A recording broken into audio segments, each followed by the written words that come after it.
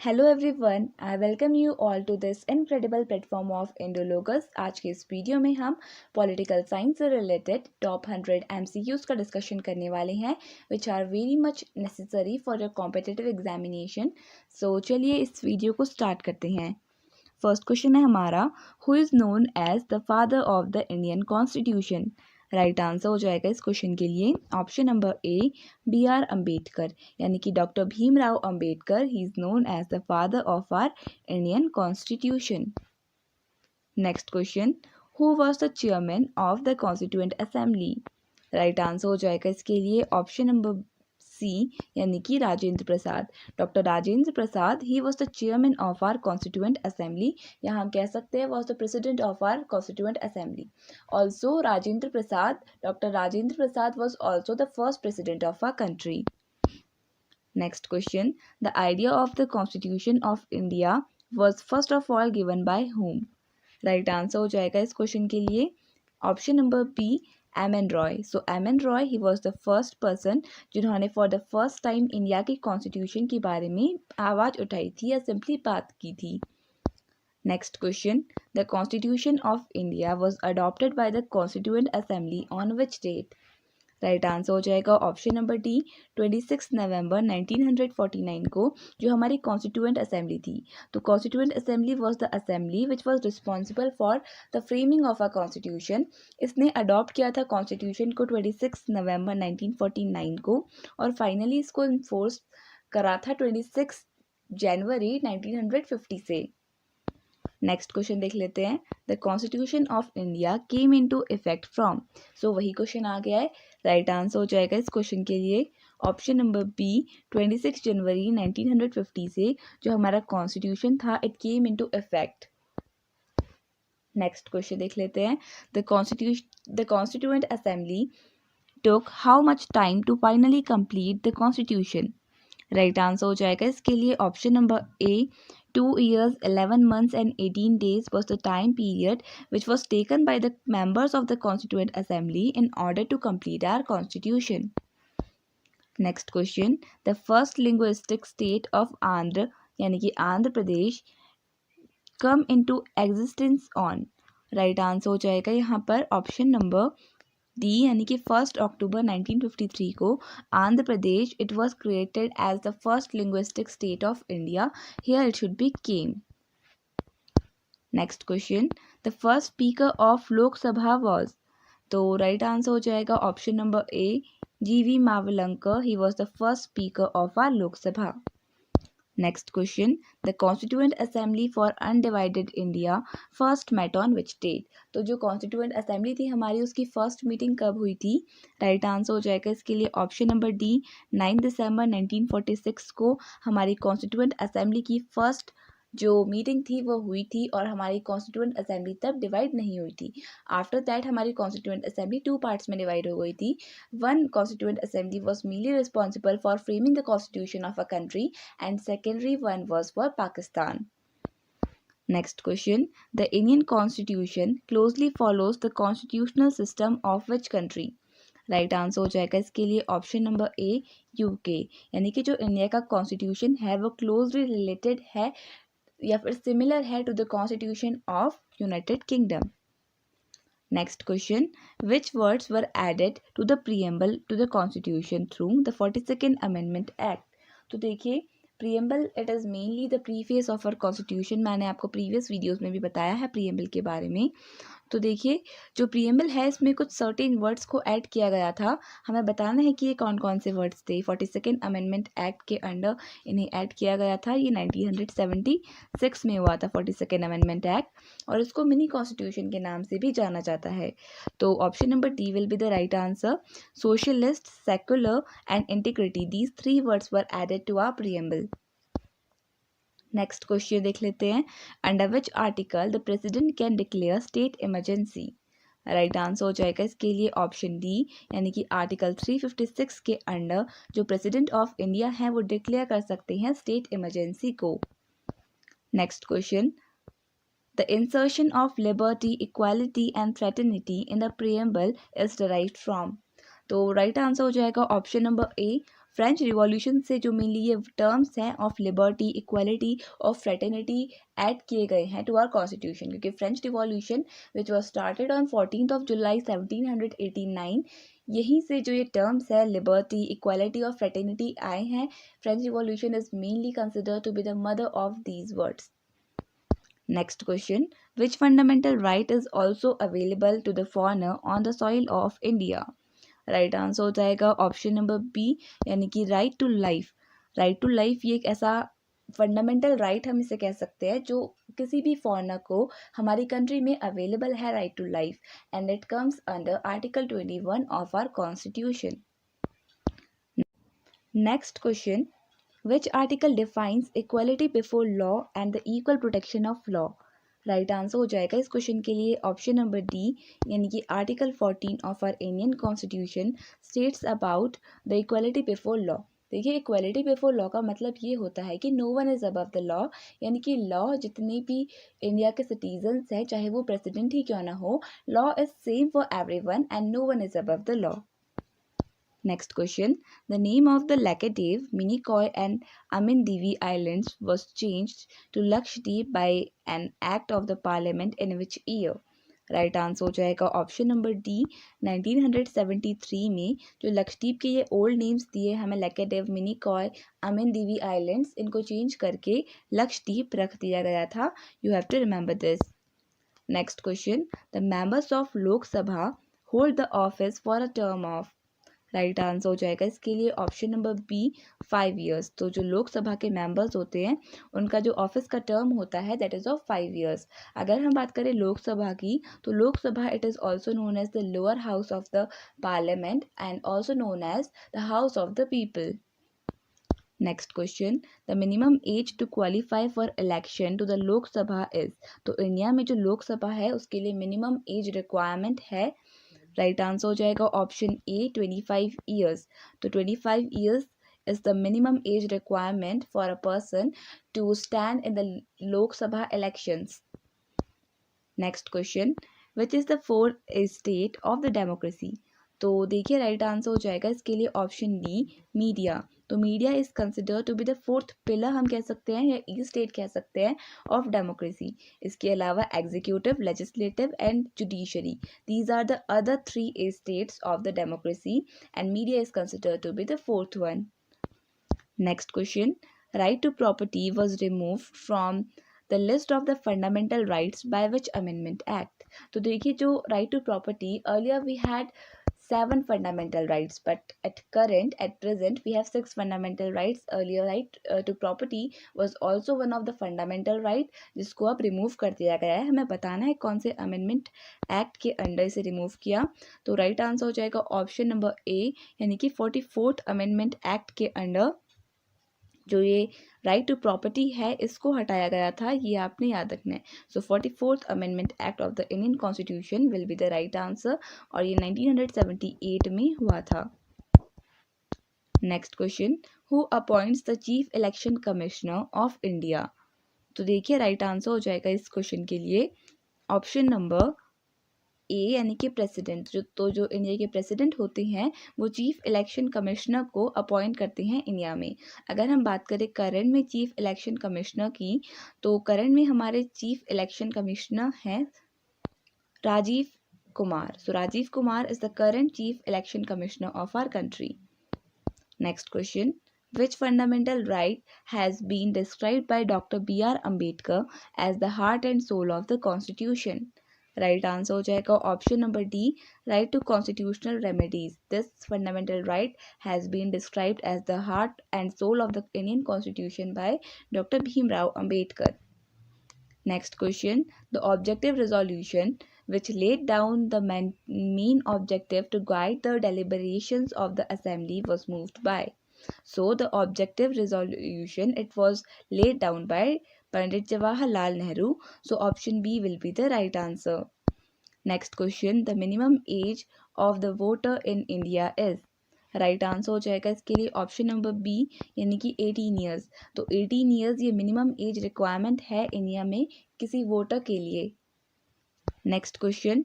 What is the minimum permissible age for employment in any factory or mine in our country? Right answer हो जाएगा 14 years. So option number B 14 years will be the right answer. तो India में 14 साल से ज़्यादा उम्र के बच्चे ही फैक्ट्रीज और माइंस में काम कर सकते हैं according to our law.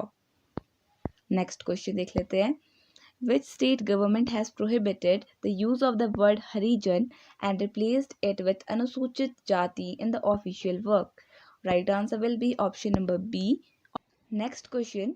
Fundamental duties were incorporated in the Indian Constitution in which year?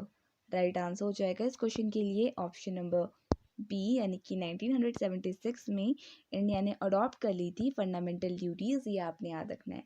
एक होती है fundamental rights which are given to the citizens of the country by the government. दूसरी होती है फंडामेंटल ड्यूटीज़ जो हमें दी जाती हैं to respect our constitution, to respect our national emblems like that. तो फंडामेंटल राइट्स हमारी प्रोटेक्शन के लिए दी जाती हैं और इन रिटर्न हमें फंडामेंटल ड्यूटीज़ को फॉलो करना चाहिए. If you talk about fundamental duties, so currently we have 11 fundamental duties.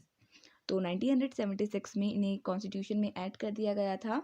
Earlier there were only 10 fundamental duties, but after the 86th amendment act of a constitution which happen in the year 2002 हमारी 11th fundamental duty को add कर दिया गया था. तो current में हमारे पास 11 fundamental duties हैं. और अगर हम बात करें इंडिया ने फंडामेंटल ड्यूटीज़ का कॉन्सेप्ट जो ये कौन सी कंट्री से अडॉप्ट किया है, तो राइट आंसर हो जाएगा यूएसएसआर यानी रशिया से हमने मेनली इसे अडॉप्ट किया है फंडामेंटल ड्यूटीज़ को. Next question. From which countries constitution the distribution of powers between union and state has been borrowed? Right answer हो जाएगा ऑप्शन नंबर सी यानी कि ब्रिटेन. तो ब्रिटेन के कॉन्स्टिट्यूशन से हमने डिस्ट्रीब्यूशन ऑफ पावर्स जिसमें पावर्स को यूनियन यानी कि सेंट्रल गवर्नमेंट और स्टेट गवर्नमेंट के बीच में डिवाइड कर दिया गया है. We have adopted this concept from Britain. Next question. In which year the constitution of India was amended for the first time? Right answer हो जाएगा ऑप्शन नंबर बी. तो जो इंडिया का फर्स्ट अमेंडमेंट था वो 1951 में किया गया था of our constitution. Amendment simply means a change in our constitution. Next question. Free and compulsory education to all children from 6 to 14 years age was made a fundamental right by which of the following amendments? तो देखिए right answer हो जाएगा इसके लिए option number D यानी कि 86 जो constitutional amendment हुआ था ये कब हुआ था? 2002 में हुआ था. हमने अभी भी डिस्कस किया. तो इसके under free and compulsory education 6 to 14 year का जो एज ग्रुप है यहाँ पर फ्री और कंपलसरी एजुकेशन जो गवर्नमेंट है वो प्रोवाइड करेगी, ये बनाया था as a fundamental right. So option number D will be the right answer under 86th amendment act of 2002. Next question. Who among the following can suspend the fundamental rights? Right answer हो जाएगा option number B यानी कि president can suspend the fundamental rights but इसके लिए भी certain conditions होती हैं. For example at the time of emergency and like that. और इमरजेंसी के टाइम पर भी हमारे पास सर्टेन फंडामेंटल राइट्स होती हैं जो स्टिल अबॉलिश नहीं की जा सकती. उनके बारे में हम अभी वीडियो में आगे पढ़ेंगे. Next question.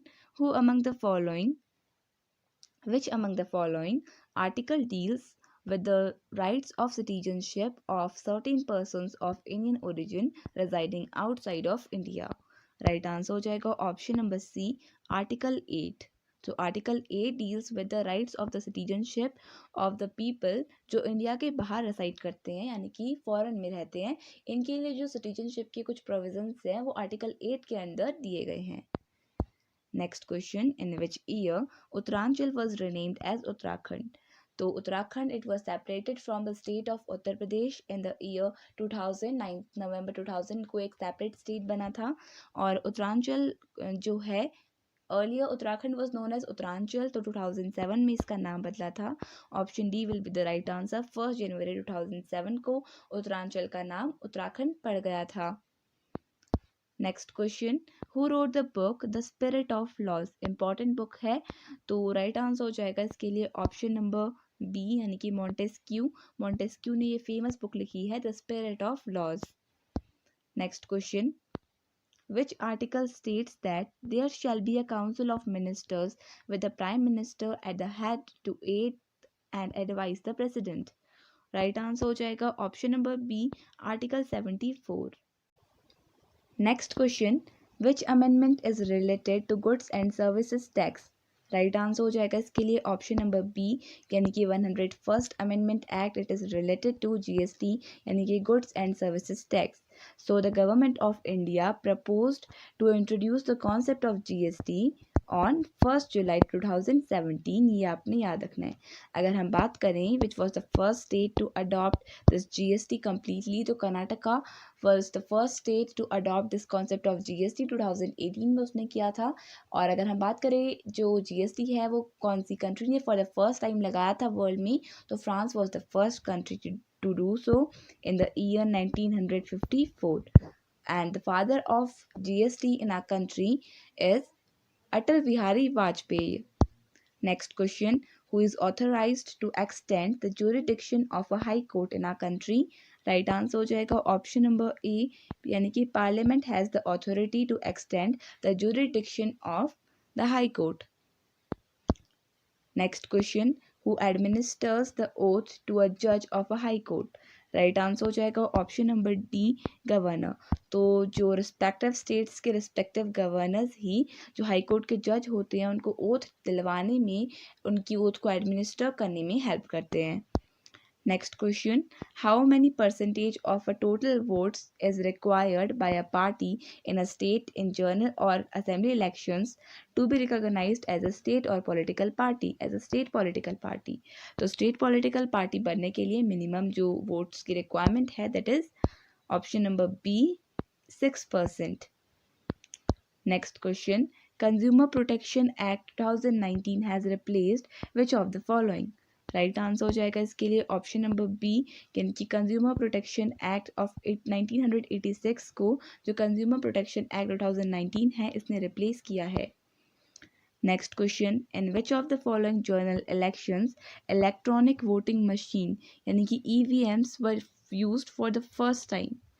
तो राइट आंसर हो जाएगा इसके लिए ऑप्शन नंबर ए, 1982 के जो जनरल इलेक्शंस हुए थे उसमें EVMs were used for the first time. ये आपने याद रखना है. Next question, which of the following taxes are imposed and collected by the state government? Right answer हो जाएगा इस क्वेश्चन के लिए option number D, all of the above, यानी कि स्टेट ड्यूटी, सेल्स टैक्स और लैंड रेवेन्यू ये state government लगाती है अपने स्टेट्स में. Next question, which of the following article deals with the election of a president of the vice president in our country? Right answer हो जाएगा option सी, article 66 से related है with the election of the vice president. ये आपने याद रखना है. अगर हम बात करें इंडिया के करंट वाइस प्रेसिडेंट की तो Jagdeep Dhankhar is the current vice president of a country. Next question, who can remove the vice president from his office? Right answer हो जाएगा option number C, the parliament has the authority to remove the vice president from his office. You have to remember this. Next question, the term of office of the vice president is as follows. Right answer हो जाएगा इसके लिए option number D, यानी कि 5 years का tenure होता है vice president का. ये आपने याद रखना है. और अगर हम बात करें first vice president of India की, so Sarvepalli Radhakrishnan was the first vice president of our country. You have to remember this point as well. Next question, initially how many members were the part of the constituent assembly? Right answer हो जाएगा इसके लिए option number C, यानी कि 389 members थे originally हमारे constituent assembly में, जिसकी फर्स्ट मीटिंग 9 नवंबर 1946 को हुई थी. Next question, what was the number of articles at the time of commencement of the constitution? Right answer हो जाएगा ऑप्शन नंबर सी, यानी कि ओरिजिनली वी हैड 395 आर्टिकल्स. ये आपने याद रखना है. और अगर हम बात करें ओरिजिनली कितने पार्ट्स थे कॉन्स्टिट्यूशन के, तो ओरिजिनली जो हमारा कॉन्स्टिट्यूशन था उसके 22 पार्ट्स थे, 395 आर्टिकल्स थे. और अगर हम बात करें कितने शेड्यूल्स से, तो there were 8 schedules in our constitution, 22 parts and 395 articles. Next question, which of the following schedules of the Constitution of India deals with the matters like formation of a new state? Right answer हो जाएगा इसके लिए option A, जो first schedule है हमारे constitution का वो mainly relate करता है, it is associated with the formation of new states. Next question, which house is called as the upper house of the parliament? Right answer हो जाएगा इसके लिए ऑप्शन बी, राज्यसभा। तो राज्यसभा को अपर हाउस ऑफ द पार्लियामेंट के नाम से जाना जाता है। अगर हम बात करें लोअर हाउस की, तो जो लोअर हाउस है उसे लोकसभा के नाम से जाना जाता है। जो अपर हाउस राज्यसभा है इसे काउंसिल ऑफ द स्टेट के नाम से भी जाना जाता है। और अगर हम बात करें लोकसभा की, so council of the people, sorry, house of the people. Next question, the members of Rajya Sabha are elected for a time period of?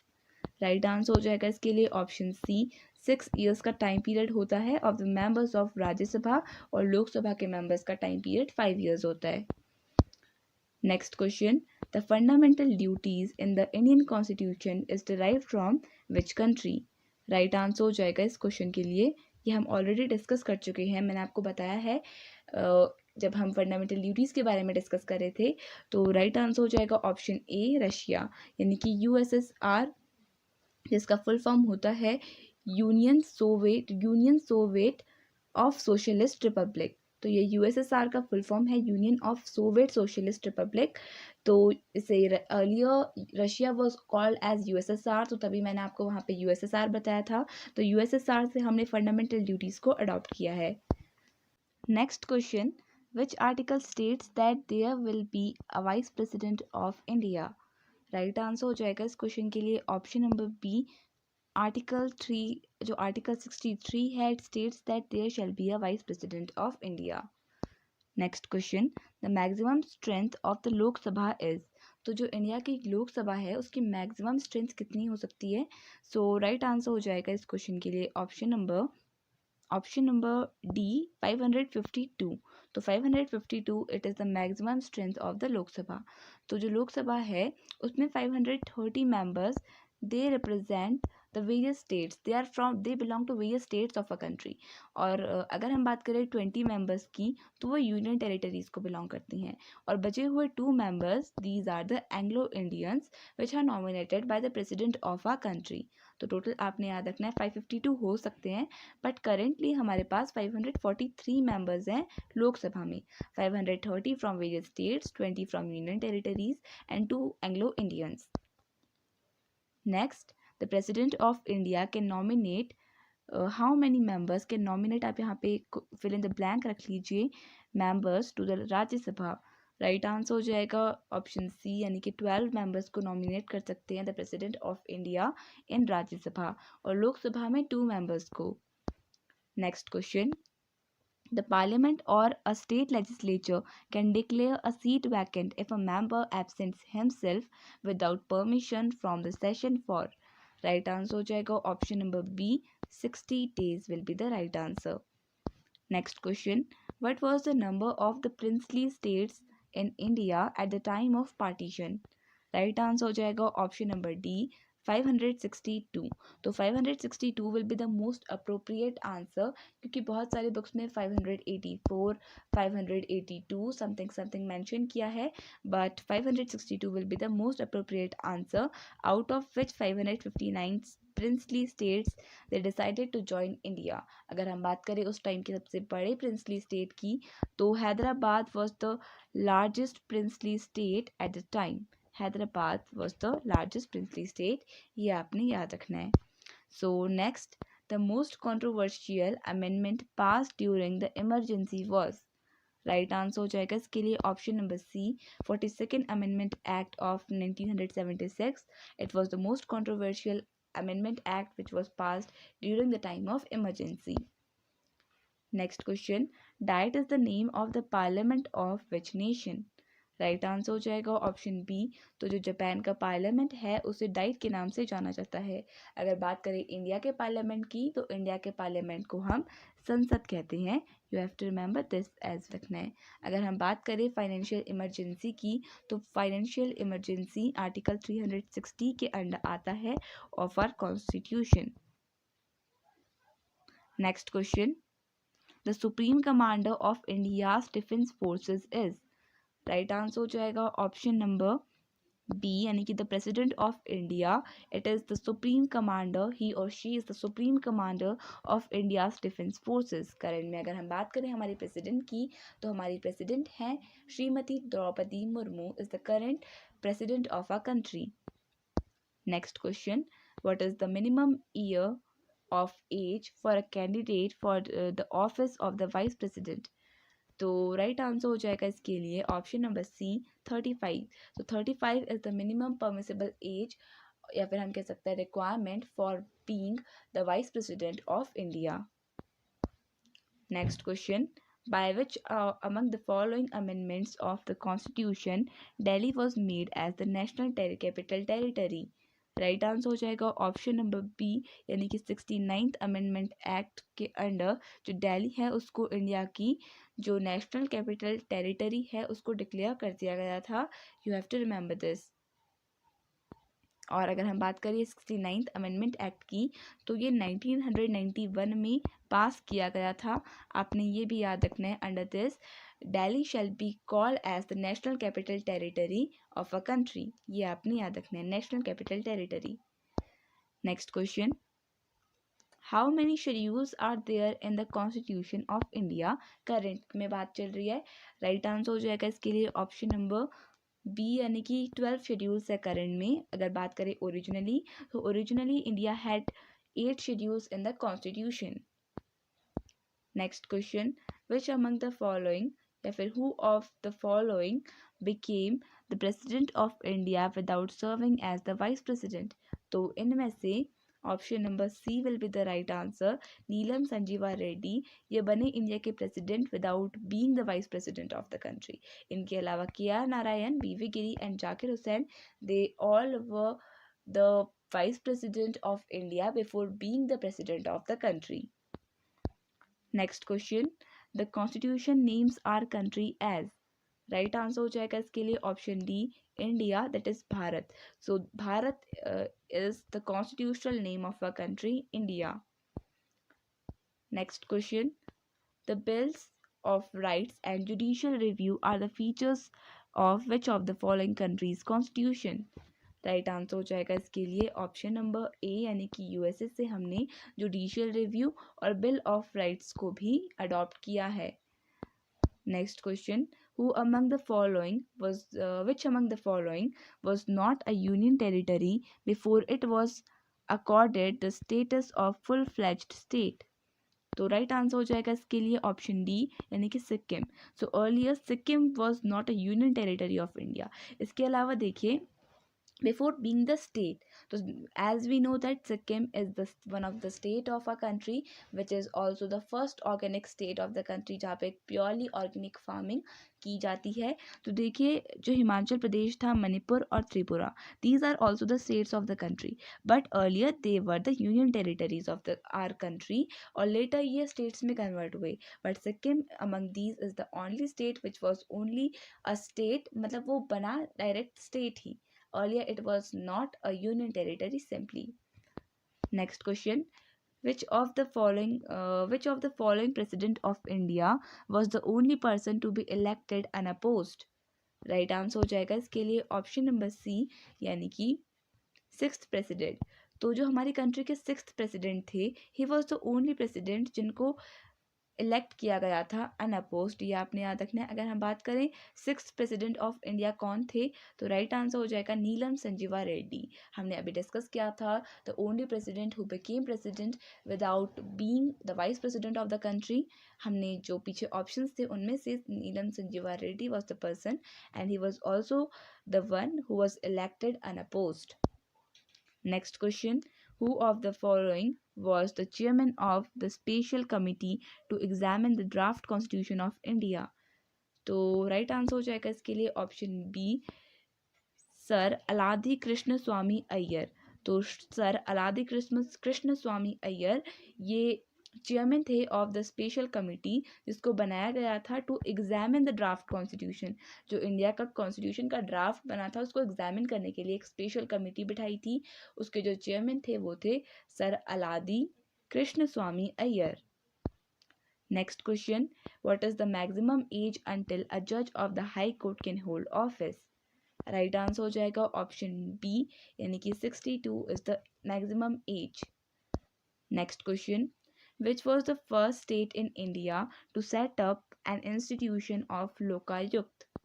Right answer हो जाएगा ऑप्शन सी, यानी कि Maharashtra was the first state to set up such an institution of Lokayukta. Next question, the ninth schedule to the Indian constitution was added by? Right answer हो जाएगा option ए, यानी कि जो first amendment act हुआ था कब हुआ था, 1951 में हुआ था। इसके अंडर जो नाइन्थ शेड्यूल है कॉन्स्टिट्यूशन में वो ऐड की गई थी। Next question, which article of the constitution made right to form cooperative societies as a fundamental right? Right answer हो जाएगा इसके लिए ऑप्शन डी, आर्टिकल 19 के under it was made a fundamental right that making the cooperative societies was a part of the fundamental right, and it comes under article 19 of the constitution. Next question, a bill passed by the parliament has to be signed by? Right answer हो जाएगा इसके लिए option B, यानी कि president का sign होना जरूरी होता है in a bill which is passed in the parliament.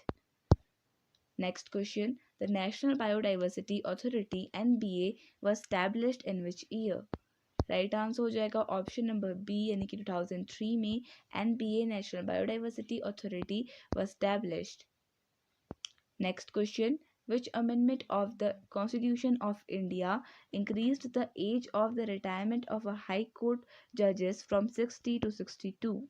Right answer हो जाएगा इसके लिए ऑप्शन नंबर सी, यानी कि 15th अमेंडमेंट एक्ट के अंडर ये हुआ था। द एज ऑफ द जज of the high court was increased from 60 to 62. Next question, how many times a person can be elected as the president of India? Right answer हो जाएगा इसके लिए option D, no bar. So there is no such bar for the number of times a person can become a president in India, so there is no such bar for that. Next question, which of the following is not a language included in the 8th schedule of the constitution? Right answer हो जाएगा option number A, यानी कि English. So English is not a language which is included in the 8th schedule of the constitution. Next question, into how many parts has the Indian constitution been divided? Right answer हो जाएगा option number D, यानी कि 22 parts में India का constitution divide किया गया है। Next question, how many members retire from Rajya Sabha every second year? Right answer हो जाएगा 1/3 of the members are retired every year in Rajya Sabha, which is also called as the upper house of the parliament. Next question, according to the provisions of the constitution, which one of the following can be abolished? Right answer हो जाएगा इसके लिए option number B, यानी कि the legislative council can be abolished. Next question, in the Panchayati Raj system the panchayat samiti is constituted at which level? Right answer हो जाएगा इसके लिए ऑप्शन बी, यानी कि ब्लॉक लेवल में जो पंचायत समिति है it works. Next question, in India there is, तो हमें बताना है कैसी पार्टी सिस्टम है हमारी कंट्री में। राइट आंसर हो जाएगा option number C, multi party system it is followed in our country India. Next question, who was the first deputy chairman of Rajya Sabha? Right answer हो जाएगा इसके लिए option B, SV Krishnamurthy Rao was the first deputy chairman of Rajya Sabha. Next question, the legislature having 2 houses is known as? Right answer हो जाएगा option number B, bicameral. तो ऐसा legislature जिसमें 2 houses होते हैं उसे बाई कैमरल कहते हैं, और इंडिया ने जो ये लेजिस्लेचर का फॉर्म है इंडिया का बाई कैमरल है, और इंडिया ने अडॉप्ट किया है इसे ब्रिटेन से। Next question, democracy is a government of the people by the people and for the people, who statement is it? Right answer हो जाएगा option number D, Abraham Lincoln की ये स्टेटमेंट है, democracy is the government of the people by the people and for the people. Next question, the official legal advisor to the state government is known as? Right answer हो जाएगा option number C, यानी कि the advocate general, it is the official legal advisor to the state government. Next question, how many women were elected in the first Lok Sabha elections? First Lok Sabha elections 1951 में हुए थे और कितनी women elect हुई थी इसमें? राइट आंसर हो जाएगा ऑप्शन ए, यानी कि 22 women they were elected in the first Lok Sabha elections. Next question. Name the chairman of the committee on whose recommendations Panchayati Raj system with 2 tiers was introduced in India. Right answer हो जाएगा option B, Ashok Mehta committee के recommendation में Panchayati Raj system को start किया गया था with having the 2 tiers. अगर हम बात करें which was the first state of India to introduce this Panchayati Raj system, तो राइट आंसर हो जाएगा Rajasthan was the first state. You have to remember this as well. So next question, which president of India elected unopposed? So I think we have discussed this question. Option C will be the right answer, and Sanjeeva Reddy was the president of a country who was elected unopposed. Next question, a judge of a high court can resign from his or her office by writing to whom? Right answer हो जाएगा option number C, यानी कि the president of India. तो जो high court के जज हैं वो रिज़ाइन कर सकते हैं, बट उनको अपना ऑफिस, अपना रेजिग्नेशन लेटर वो प्रेसिडेंट ऑफ इंडिया को देना पड़ता है. Next question, the first chairman of Rajya Sabha was, तो देखिए राइट आंसर हो जाएगा option number B, doctor S Radhakrishnan. Because जो वाइस प्रेसिडेंट होते हैं वो मेनली चेयरमैन होते हैं राज्यसभा के. तो जो राज्यसभा है उसके चेयरमैन वाइस प्रेसिडेंट होते हैं और इंडिया के फर्स्ट वाइस प्रेसिडेंट थे doctor S Radhakrishnan. Next question, who was the first governor general of free India? Right answer हो जाएगा इसके लिए option B, lord Mountbatten was the first governor general of free India. Next question, in which state the EVMs यानी कि electronic voting machines were used for the first time in the general elections to the assembly? Right answer हो जाएगा इसके लिए option C, यानी कि गोवा में for the first time EVMs का यूज़ किया गया था. Next question, in the first general election to the Lok Sabha in 1952, mainly यहाँ पे 1951 में होना चाहिए हुए, 1951 में इंडिया के जो जनरल इलेक्शंस थे ये हुए थे. How many national parties were contested? तो कितनी पार्टीज ने नेशनल इलेक्शंस को कंटेस्ट किया था? राइट आंसर हो जाएगा ऑप्शन बी, यानी कि 14 पार्टीज ने कंटेस्ट किया था 1951 का फर्स्ट जनरल इलेक्शन. तो मेनली जो इंडिया के फर्स्ट जनरल इलेक्शंस हुए थे ये 25 अक्टूबर 1951 से लेकर 21 फैब 1952 के बीच में हुए थे. तो हम यहाँ पे 1951 या 1952 दोनों कह सकते हैं, but 1951 should be the most approx क्योंकि स्टार्टिंग यहाँ से हुई थी. सो इसी के साथ हमारी ये वीडियो कंप्लीट हुई. आई होप आपको ये वीडियो पसंद आई होगी. अगर आपको वीडियो पसंद आई तो वीडियो को लाइक कर दीजिएगा और चैनल को सब्सक्राइब कर दीजिएगा. आपको होमवर्क क्वेश्चन ये है कि आपको बताना है कि हमारे कॉन्स्टिट्यूशन में ओरिजिनली कितने पार्ट्स थे. So you have to answer this question in the comment section. So thank you so much for watching this video and I wish all the best for your exams.